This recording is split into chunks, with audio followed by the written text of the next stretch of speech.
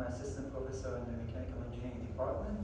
I'm going to explain today my postdoc entitled Investigation of Two-Phase Injected Compression with Economization for High Temperature Application.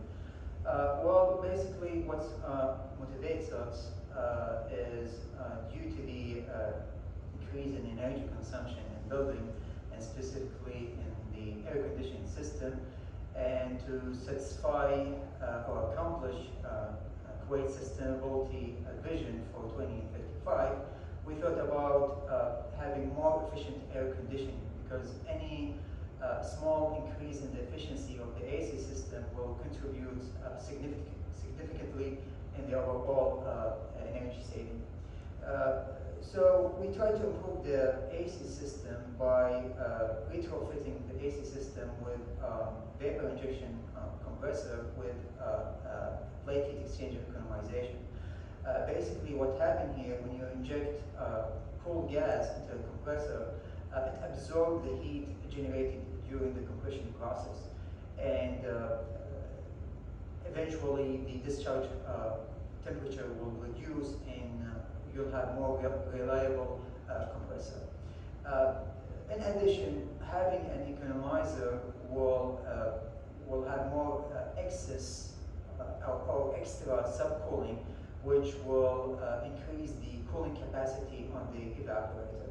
So the objective basically of this project was to evaluate this system and to examine this system at very high conditions similar to Kuwait weather condition. So here you can see the system set up in the experimental test stand. And this table shows the testing conditions starting from regular conditions based on the standards up to very high extreme outdoor temperature similar to Kuwait, which is 51.7 degrees or 125 Fahrenheit. So we get some promising results. The discharge temperature out of the compressor reduced significantly. So this first columns shows the results for no injection.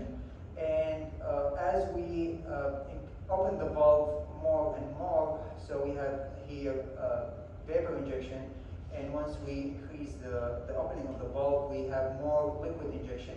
So you can notice the significant decrease in the discharge temperature. We got up to 10 Kelvin decrease in the temperature. Eventually, this will enhance the reliability of the compressor.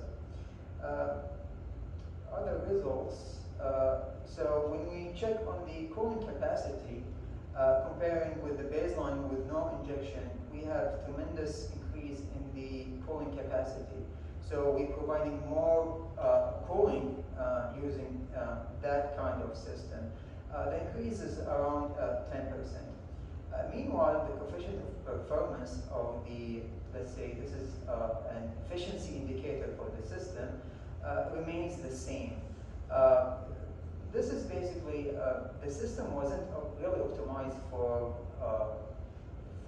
very high temperature application. The compressor was designed for refrigeration application instead. So the next step could be optimizing the system for AC applications.